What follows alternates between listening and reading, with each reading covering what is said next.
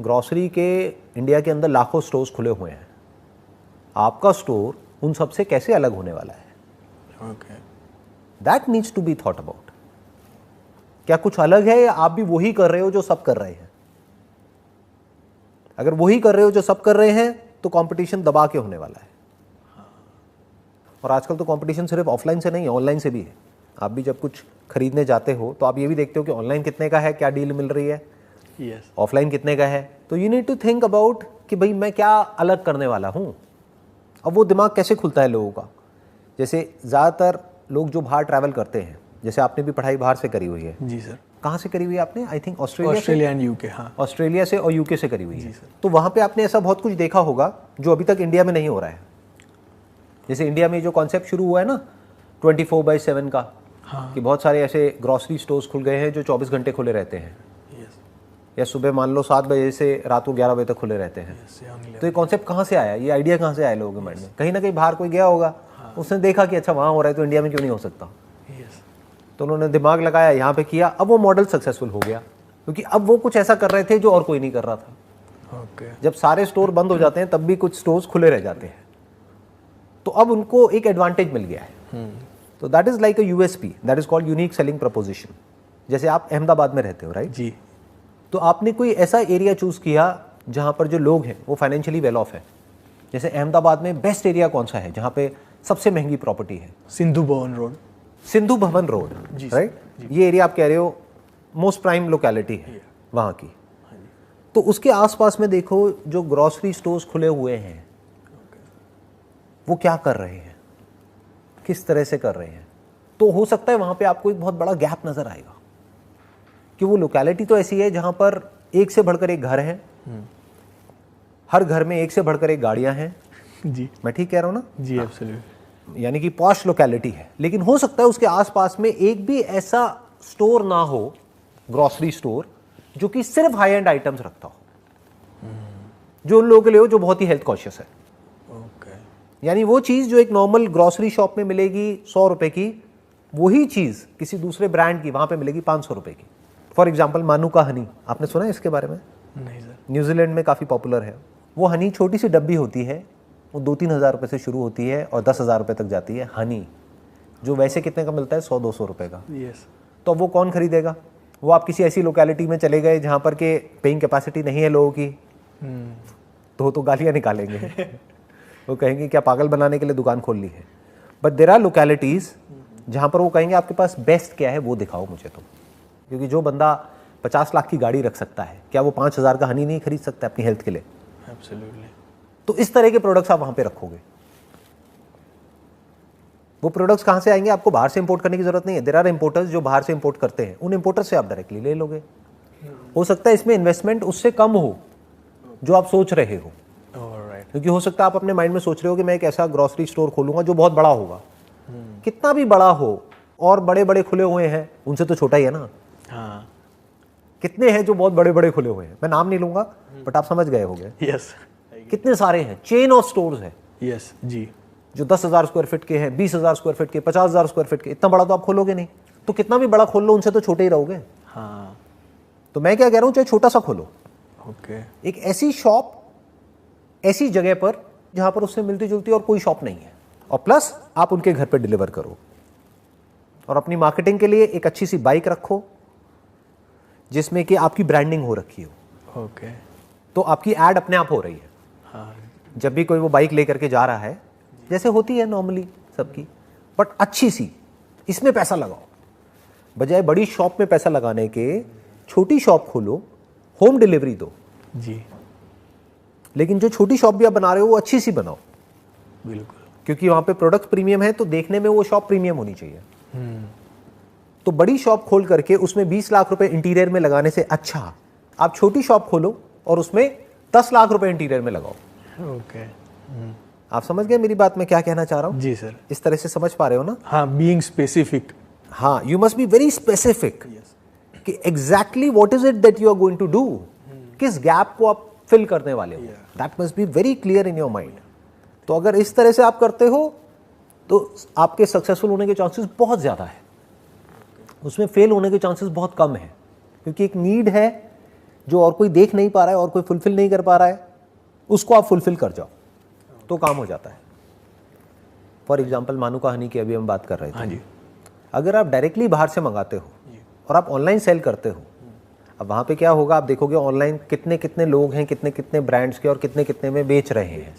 अब आप क्या करोगे, ईमेल्स डालोगे किसको, न्यूजीलैंड में जो कंपनीज हैं जो इस तरह का हनी बनाती हैं, तो आप देखोगे इंडिया में इन 3 कंपनीज के तो हनी हैं, बट बाकी के 10 ब्रांड्स हैं वहाँ पर जिनका कोई हनी नहीं है। आप उन 10 ब्रांड्स को अप्रोच करोगे, क्योंकि इन 3 ही का अगर आपने निकाल दिया तो अव्वल तो there is a strong possibility कि जो ये 3 ब्रांड्स आपको दिख रहे होंगे अमेजोन पे, फ्लिपकार्ट पे, इनका कोई ना कोई एक्सक्लूसिव एग्रीमेंट होगा इन कंपनीज के साथ में। यस। तो वो कंपनीज आपको एंटरटेन ही नहीं करेगी। नहीं या तो हो सकता है कोई चौथी, 5वीं या 6ठी, 7वीं कोई कंपनी हो क्या सकता है, होंगी। जी। बाकी की जो नीचे की 10 कंपनियां हैं वो वेट कर रही होंगी कि वो किसी तरह से अपने प्रोडक्ट को इंडिया में मार्केट कर सके, बट कोई इंडिया से उनको अप्रोच ही नहीं कर रहा है। सब उसी टॉप 3 में फोकस्ड है। और इंडिया के लिए क्या टॉप 3 और क्या टॉप 10?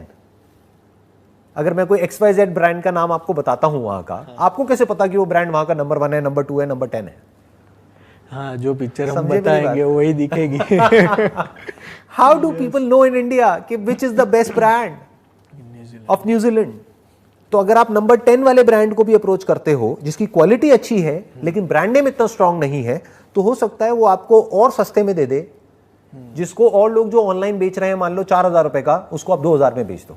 इसको बोलते हैं मार्केट डिसरप्शन, कि आपने पूरी की पूरी मार्केट को डिसरप्ट कर दिया।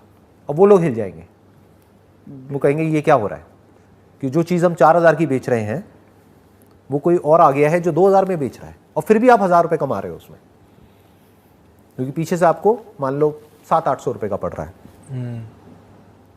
तो अब इसमें क्या चाहिए आपको? इसमें आपको सीखना पड़ेगा कि अमेजोन पे या फ्लिपकार्ट पे या कहीं पर भी मार्केटिंग कैसे करते हैं। जी। मतलब वहां पर भी आप एड्स रन कर सकते हो। समबडी सर्चिंग फॉर हनी और मे बी ऑर्गेनिक हनी या मानुका हनी, तो आपकी ऐड आएगी। ऐड में पैसा लगाओ और पैसा कमाओ। बिजनेस करना वैसे सही बता रहा हूँ बहुत आसान होता है, बट थॉट प्रोसेस की सारी प्रॉब्लम है। ऐसे बहुत सारे एजेंट्स हैं जिनका काम ही यही है। वो क्या करेंगे, आपने उनको बताया कि मेरे को इस कंपनी से, एक बार आपकी डील फाइनल हो गई ऑनलाइन मान लो ईमेल के थ्रू, फिर आपने इस कंपनी को बोल दिया, इस एजेंट को बोल दिया कि अब मेरे को इतनी क्वांटिटी यहाँ से यहाँ पर चाहिए, तो बाकी सारा काम उनका है, उनकी हेडेक है। अच्छा। वो अपना कुछ कमीशन लेंगे थोड़ा बहुत बीच में, और आपका प्रोडक्ट आपको मिल गया। हाँ, तो आप फोकस कर सकते हो हाउ टू सेल, क्योंकि वो लाने का हेडेक आपको नहीं रहेगा। इंपोर्ट करने का सारा हेडेक आपका है ही नहीं। वो किसका है? एक एक्सपर्ट का, जो बंदा उस फील्ड में एक्सपर्ट है, यस, जिसका काम ही यही है। तो वो पूरा हेडेक उसका हो गया। बनाने का हेडेक उस कंपनी का हो गया। आपका हेडेक क्या है? आपके घर में प्रोडक्ट आ गए, छोटे छोटे से डब्बे हैं, मान लो शुरू में आपने ज़्यादा नहीं 20 ही मंगाए और 1,000 रुपये का एक पड़ा, तो कितने का हो गया? 20,000 रुपये की इन्वेस्टमेंट हो गई। अब आपकी सेलिंग स्किल्स और मार्केटिंग स्किल्स यहाँ पर काम आएगी। अगर आप 20 बेच सकते हो तो आप 200 भी बेच सकते हो, 200 बेच सकते हो तो 2,000 भी बेच सकते हो, और एक प्रोडक्ट बेच सकते हो तो दूसरा भी बेच सकते हो। तो कितने ऑप्शंस खुल गए, वायबिलिटी बहुत ज़्यादा हो गई, बहुत ज़्यादा हो एक्सपोजर गई। भी एकदम। और ये सब जो मैं बातें कर रहा हूँ ना, ये कोई थ्योरेटिकल बातें नहीं है, लोग ऐसा कर रहे हैं इंडिया में। बस ये है कि इस सब के बारे में किसी को पता नहीं है। तो ये मैं जो सीक्रेट्स हैं अंदर के, वो सब ओपन कर रहा हूँ। जी, thank you sir. Most welcome जी। और सर ज़्यादातर बिजनेसेस में ऐसा होता है कि when you have just started off, तो कोई एक क्लाइंट होता है जो 60-70% ऑर्डर देता है। ऑल ऑफ द सडन, जैसे आपने बोला कि अभी हम शुरू कर रहे हैं, we are new and some of established player are already there, तो वो उनको बेटर ऑफर दे के अगर वो कस्टमर को अपने पास ले लेंगे तो हमारा नया सेटअप है वो कोलैप्स हो जाएगा। जैसे आपने बोला कि मार्केट डिसरप्शन आप कर सकते हो ये स्ट्रेटजी से, तो उस चैलेंज को कैसे ओवरकम किया जाए? जो अभी आपने एग्जांपल दिया कि फॉर एग्जांपल आपने कोई नया बिजनेस शुरू किया और कोई क्लाइंट है, वो आपके बिजनेस का मान लो 50% रेवेन्यू जनरेट कर रहा है, और वहाँ पर एक एग्जांपल ले लेते हैं कि उसने पेमेंट देने से ही मना कर दिया। बड़ा कॉमन है। हाँ, बिग उसने पहले बोला कि मैं 30 दिन में पैसा दे दूंगा, उसके बाद 60 दिन हो गए, 90 दिन हो गए, 6 महीने हो गए, वो पैसे ही नहीं दे रहा है। क्या कर लोगे? कोर्ट में जाओगे तो 20-30 साल गए आपके। वो तो अब क्या करोगे? फंस गए ना जी। काम शुरू होने से पहले ही बंद हो गया। जी। तो बिजनेस को डाइवर्सिफाइड तरीके से करो। शुरू में बड़ी मछली को पकड़ने की बजाय छोटी छोटी बहुत सारी मछलियों को पकड़ो। कि बड़ी मछली को पकड़ने के लिए बड़ा और स्ट्रांग नेट भी तो होना चाहिए ना। अपने छोटे से नेट से आप बड़ी मछली को पकड़ने जाओगे तो नेट ही फट जाएगा जी। तो उस छोटे से नेट से छोटी छोटी बहुत सारी मछलियों को पकड़ लो। यानी कोई भी एक भी ऐसा क्लाइंट आपका नहीं होना चाहिए जहां से कि आपकी रेवेन्यू का मान लो 10% से ज़्यादा वहां से आ रहा है। तो कोई डर नहीं है। डूबा भी तो कितना डूबा, 10% डूब गया, कोई बात नहीं, क्या हो गया, बाकी का 90% तो चल रहा है ना, मैनेज हो जाएगा। तो ऐसे काम करो ही मत। ओके, इनिशियल डेज में, इनिशियल में मत करो।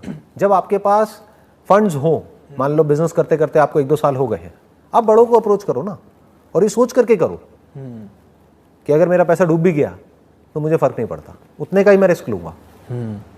जिसने भी बिजनेस करा होगा वो समझता होगा इस रियलिटी को कि बहुत सारे लोग ऐसे हैं जो प्रॉपर एथिकल वे में बिजनेस को नहीं करते हैं इंडिया में, क्योंकि लोगों के अंदर अभी भी लॉ एंड ऑर्डर का कोई डर नहीं है। नहीं है, बिल्कुल जी। तो वो क्या करेंगे, वो आपको अटकाने की कोशिश करेंगे। ओके, इसको टिपिकल यहाँ पे लैंग्वेज में बोला जाता है, बिजनेस की लैंग्वेज में इंडिया में, नीचे लगाना सामने वाले को। हाँ, मतलब आपको कहेंगे पेमेंट आपकी कहाँ जा रही है, 30 दिन में हम दे देंगे ना। जैसे आप पेमेंट मांगने जाओगे वो कहेंगे और माल दे दो। हाँ, आप समझ गए, पेमेंट तो दी नहीं, माल और दे दो। फिर आप माल दोगे 100 रुपये का, पेमेंट वो देंगे 50 रुपये की।